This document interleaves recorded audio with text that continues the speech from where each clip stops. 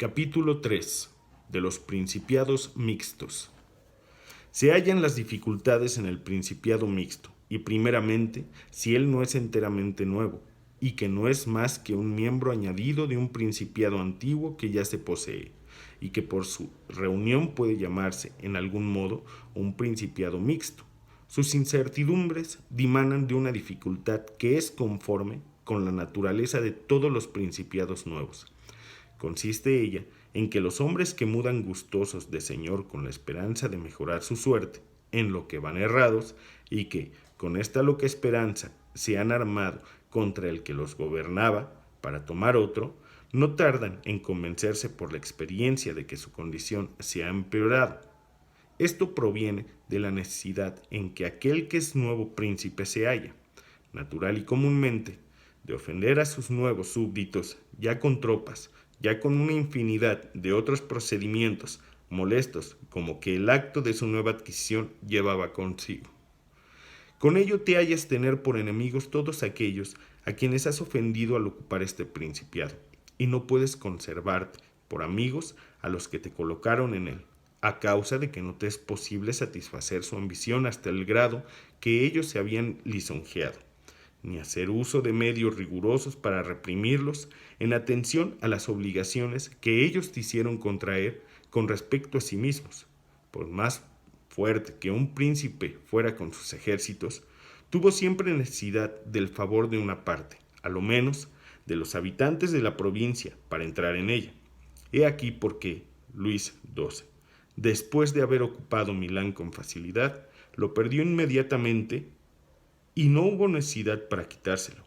Esta primera vez, más que de las fuerzas de Ludovico, porque los milaneses, que habían abierto sus puertas al rey, se vieron desengañados de su confianza en los favores de su gobierno y de la esperanza que habían concebido para una de lo venidero, y no podían ya soportar el disgusto de tener un nuevo príncipe. Es mucha verdad que, al recuperar Luis XII por segunda vez los países que se habían rebelado, no se los dejó quitar tan fácilmente, porque prevaleciéndose de la sublevación anterior fue menos reservado en los medios de consolidarse. Castigó a los culpables, quitó el velo a los sospechosos y fortificó las partes más débiles de su anterior gobierno.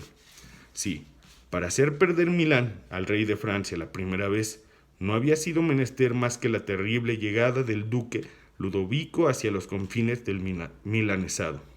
Fue necesario para hacérsele perder la segunda que se armasen todos contra él y que sus ejércitos fuesen arrojados de Italia o destruidos.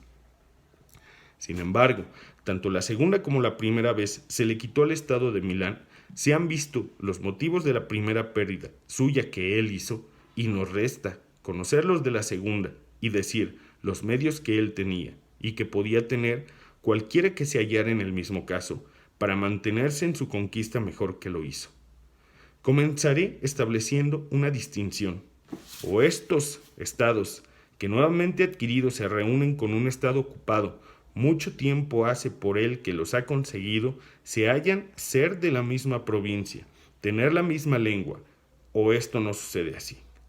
Cuando ellos son de la primera especie, hay una facilidad en conservarlos, especialmente cuando no están habituados a vivir libres en república.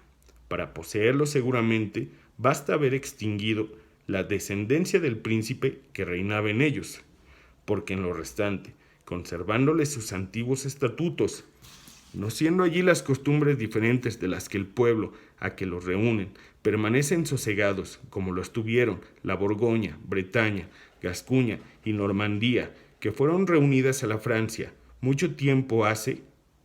Aunque hay entre ellas algunas diferencias de lenguaje, las costumbres sin embargo se asemejan allí, y estas diferentes provincias pueden vivir no obstante en buena armonía.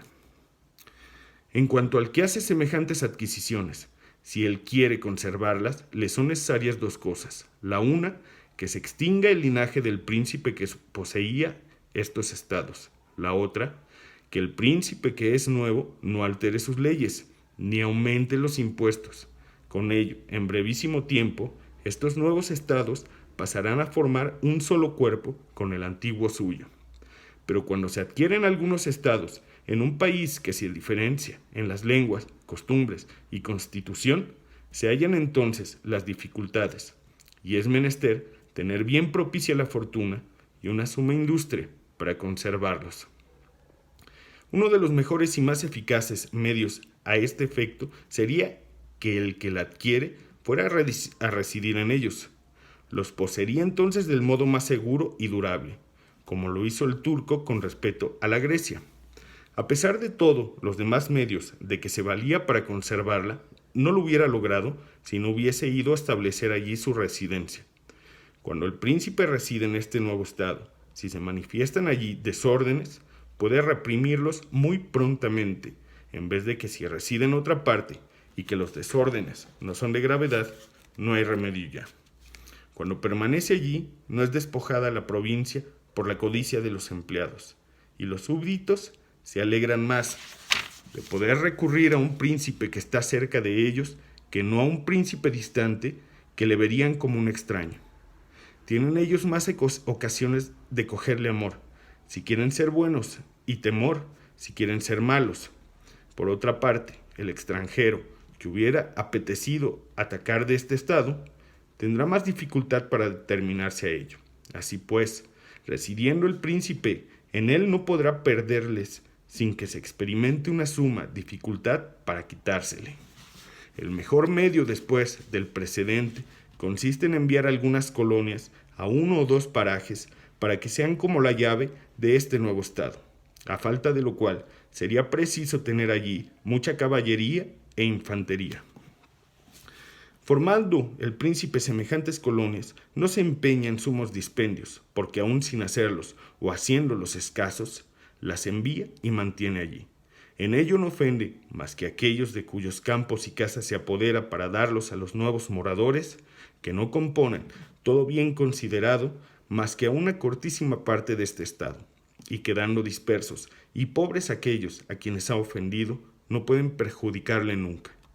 Todos los demás que no han recibido ninguna ofensa en sus personas y son bienes se apaciguan fácilmente y son temerosamente atentos a no hacer faltas, a fin de que no les acaezca el ser despojados como los otros, de lo cual es menester concluir que estas colonias, que no cuestan nada o casi nada, son más fieles y perjudican menos, y que hallándose pobres y dispersos, los ofendidos no pueden perjudicar, como ya he dicho.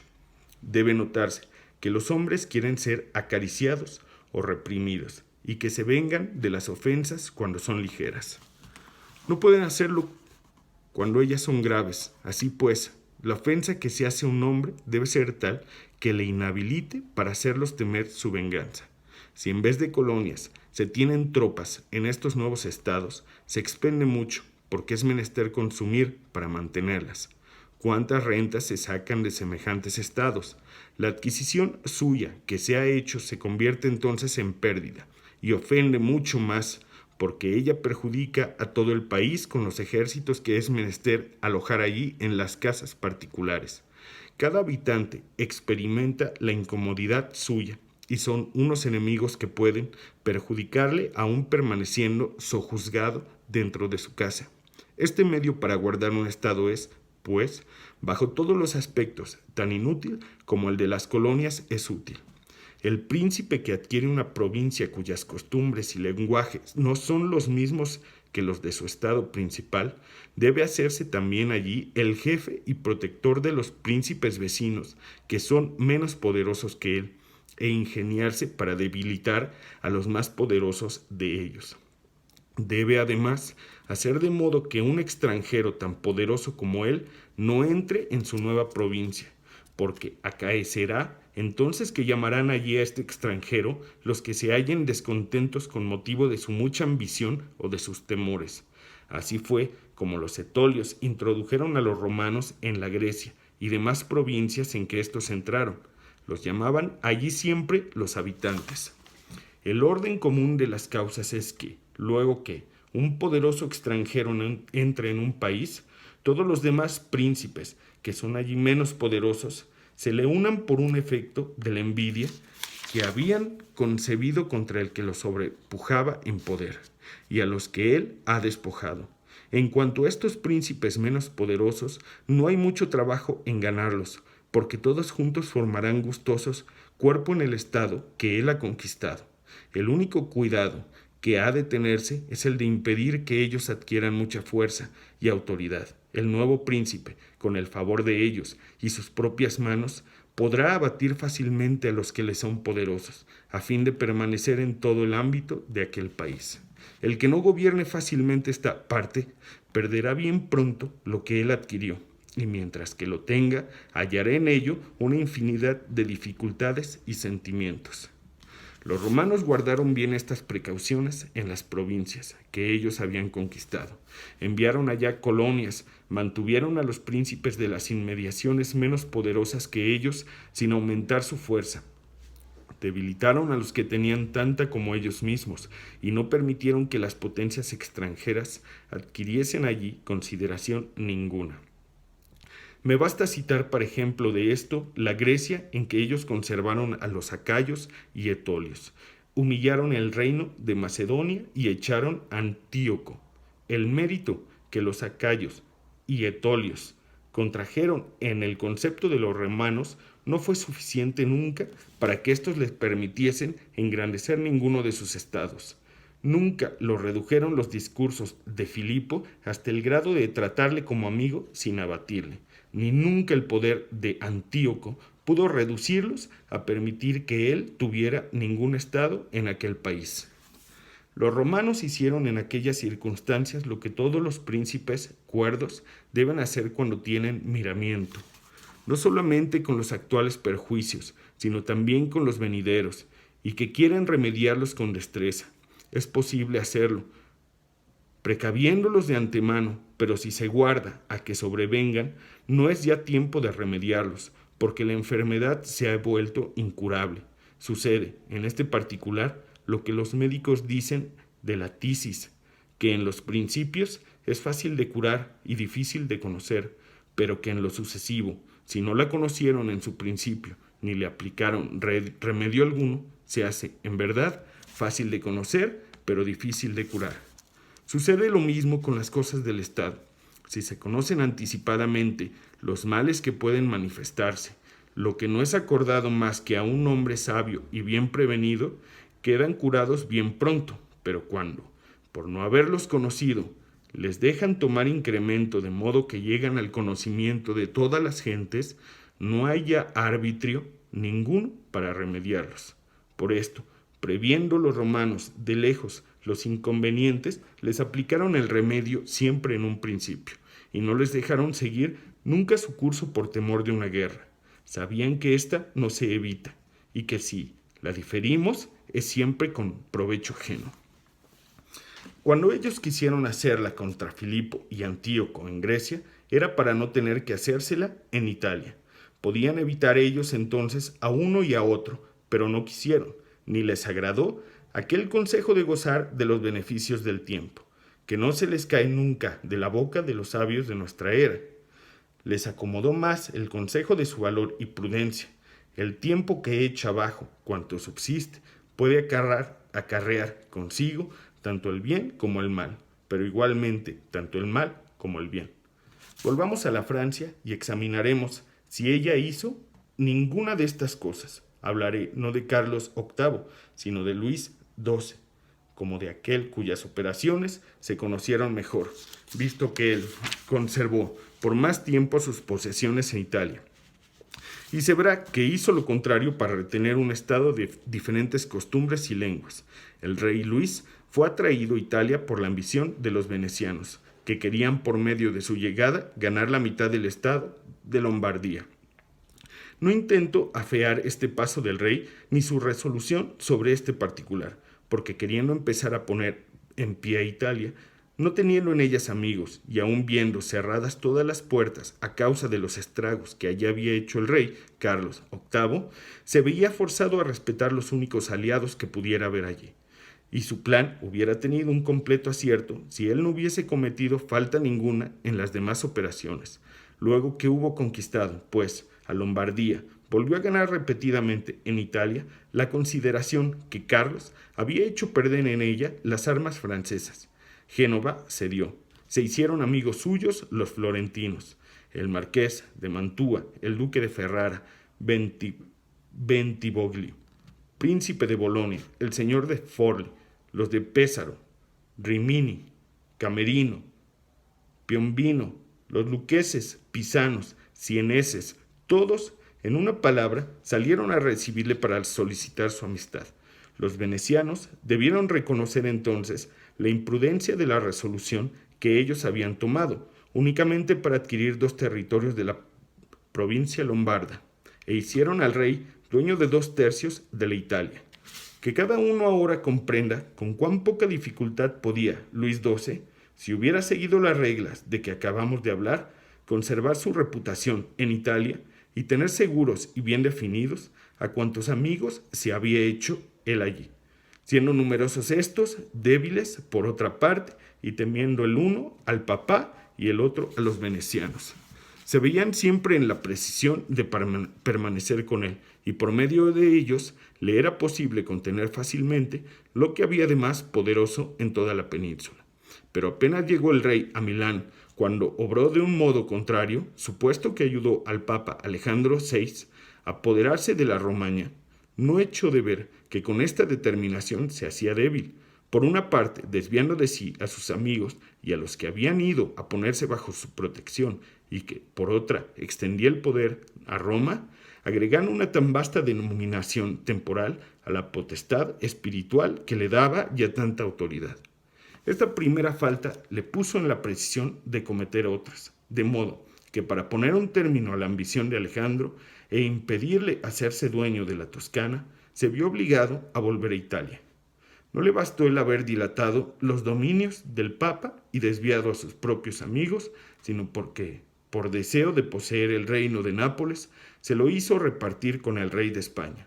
Así, cuando él era primer árbitro de Italia, tomó en ella un asociado, al que cuando se hallaban descontentos con él, debían recurrir naturalmente, y cuando le era posible, dejar en aquel reino a un rey que no era ya más que un pensionado suyo. Le echó a un lado para poner a otro capaz de arrojarle a él mismo.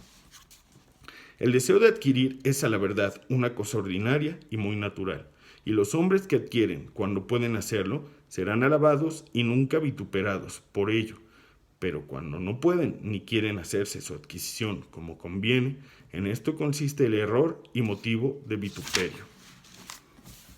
Si la Francia, pues, podía atacar con sus fuerzas, Nápoles debía hacerlo. Si no lo podía, no debía dividir aquel reino. Y si la repartición que ella hizo de Lombardía con los venecianos es digna de disculpa a causa de que halló el rey en ello un medio de poner el pie en Italia, la empresa sobre Nápoles merece condenarse a causa de que no había motivo ninguno de necesidad que pudiera disculparla. Luis había cometido, pues, 5 faltas en cuanto había destruido las reducidas potencias de Italia, aumentando la denominación de un príncipe ya poderoso, introducido a un extranjero que lo era mucho, no residiendo allí en el mismo, ni estableciendo colonias. Estas faltas, sin embargo, no podían perjudicarle en vida suya si él no hubiera cometido una sexta, la de ir a despojar a los venecianos. Era cosa muy razonable, los dominios de la Iglesia, ni introducción a la España en Italia, pero no debía consentir en la ruina de ellos, porque siendo poderosos de sí mismos, hubieran tenido distante siempre de toda empresa sobre Lombardía a los otros. Ya porque los venecianos no hubieran consentido en ellos sin ser ellos mismos los dueños, ya porque los otros no hubieran querido quitarla a la Francia para dársela a ellos, o no teniendo la audacia de ir a atacar a estas 2 potencias. Si alguno dijera que el rey Luis no concedió la Romaña a Alejandro y el reino de Nápoles a la España más que para evitar una guerra, respondería con las razones ya expuestas, que no debemos dejar nacer un desorden para evitar una guerra, porque acabamos no evitándola. La diferimos únicamente y no es nunca más que con sumo perjuicio nuestro. Y si algunos otros alegaran la promesa que el rey había hecho al Papa de ejecutar en favor suyo esta empresa para obtener la disolución de su matrimonio con Juana de Francia y el capelo de cardenal para el arzobispado de Rouen, responderé a esta objeción con las explicaciones que daré ahora mismo sobre la fe de los príncipes y modo con que deben guardarla. El rey perdió, pues, la Lombardía por no haber hecho nada de lo que hicieron cuantos tomaron provincias y quisieron conservarlas. No hay en ello milagro, sino una cosa razonable y ordinaria. Hablé en Nantes de esto con el cardenal Rohan, cuando el duque de Valentinois, al que llamaban vulgarmente César Borgia, hijo de Alejandro, ocupaba la Romaña, y habiéndome dicho el cardenal que los italianos no entendían nada de la guerra, le respondí que los franceses no entendían nada de las cosas de Estado, porque si ellos hubieran tenido inteligencia en ellas, no hubiesen dejado tomar al Papa un tan grande incremento de dominación temporal. Se vio por experiencia que la que el Papa y la España adquirieron en Italia les había venido de la Francia y que la rutina de esta última en Italia dimanó vendido de la Francia y que la rutina de esta última en Italia dimanó del Papa y de la España, de lo cual podemos deducir una regla general que no engaña nunca, o que a lo menos no extravía más raras veces, es que el que se acusa de que otro se vuelva poderoso obra su propia ruina. No le hace volverse tal más que con su propia fuerza e industria. Y estos dos medios de que él se ha manifestado provisto permanecen muy sospechosos al príncipe que, por medio de ellos, se volvió más poderoso.